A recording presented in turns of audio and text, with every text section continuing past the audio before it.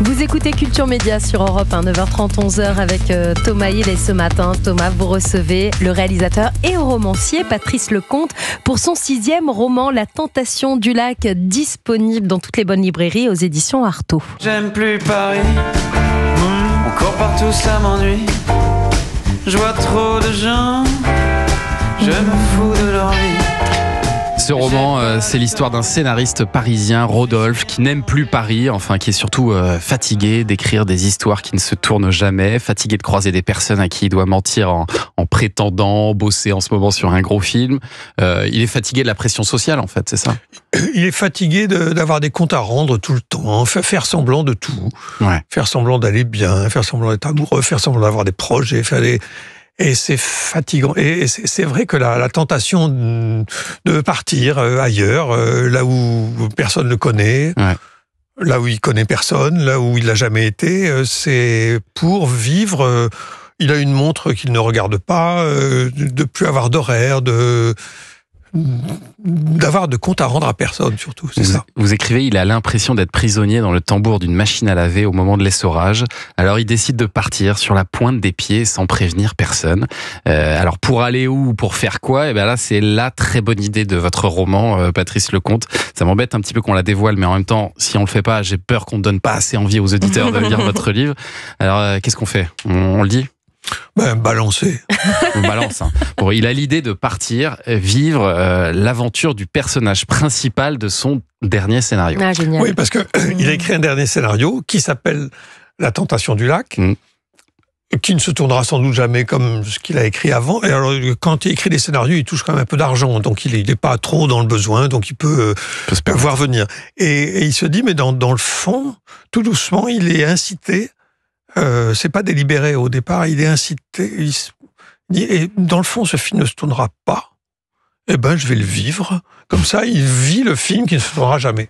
Et il se trouve que dans le scénario qu'il a écrit, il y a des trucs dangereux qui se passent. Donc, il assume et qu'il fait. Ouais. Alors, il va à Aix-les-Bains. Pourquoi Aix-les-Bains d'ailleurs ? Pourquoi vous avez choisi cette ville ? Parce qu'il voulait un endroit de dimension humaine, pas une grande ville, puisqu'il quittait Paris, c'était pas pour aller à Lyon ou à Bordeaux ou à Marseille. Donc Aix-les-Bains, il trouve ça bien, modeste. Il y a le lac du Bourget. Et il y a le lac, et il est fasciné par les lacs, comme moi-même. Et donc il va à Aix-les-Bains parce qu'il ne connaît pas, et parce que personne ne connaît. Cela dit, personne ne connaît nulle part, donc il pouvait aller n'importe où. Mais il va à Aix-les-Bains, et à Aix-les-Bains, il passe des journées délicieuses, quoi. Si on dit qu'il passe des journées à ne rien faire, c'est un peu décevant, mais il fait plein de trucs, mais à son rythme, à sa manière, avec la curiosité, l'ouverture, la disponibilité, alors qu'à Paris, il n'y arrivait plus, quoi. Avec un petit côté Un jour sans fin aussi, parce qu'il revit un peu toujours les mêmes choses.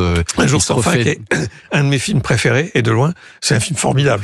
Vraiment, si vous n'avez pas vu ça, il faut y aller. Génial. Et le voir. Moi, je le vois une fois par an. Et tout le temps, je me marre. Et il y a un petit côté Un jour sans fin, parce que les journées se répètent, ne sont pas très diverses, mais ça lui convient. Et ça lui va. Il sait qu'il va à telle heure, non, il va jouer au casino. Il dépense toujours la même somme. Au cinéma. Il avait besoin de monotonie, en fait. Oui, peut-être. Il avait besoin de monotonie et de paresse. Il avait besoin de glandouiller pas mal. Moi, ça m'a fait un peu penser à ce qu'on a vécu pendant le confinement. C'est pas faux. Il y a un peu de ça quand même. C'est vrai. Je ne sais pas si cette idée, elle est née à ce moment-là. D'ailleurs. Non, elle n'est pas née à ce moment-là, mais elle est née, ce Rodolphe Martin, puisqu'il s'appelle Rodolphe Martin, c'est pas moi, mais quelque part, il y a... Vous l'avez, cette tentation, parfois. Oui, bien sûr.